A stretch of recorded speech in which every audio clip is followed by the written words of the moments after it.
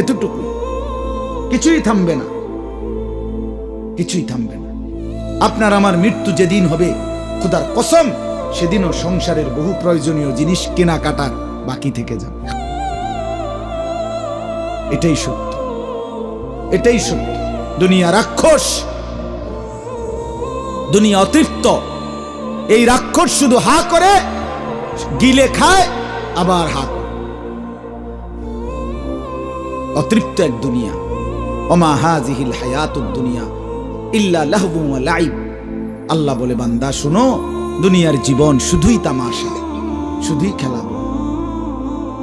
হাদিসের মধ্যে আছে, মা মিন ইমরিইন নাফাসা ইল্লা কুতিবা।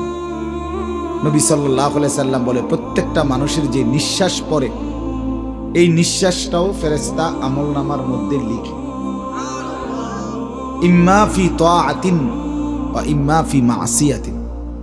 নবী সাল্লাল্লাহু আলাইহি সাল্লাম বলে, কোন নিঃশ্বাস নেকি হিসাবে ওঠে, কোন নিঃশ্বাস গুনাহ হিসাবে ওঠে।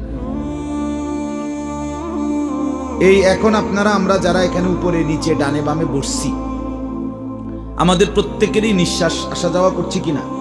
এই প্রতিটা নিঃশ্বাস আমরা দ্বীনের কথা শুনবার জন্য বসছি।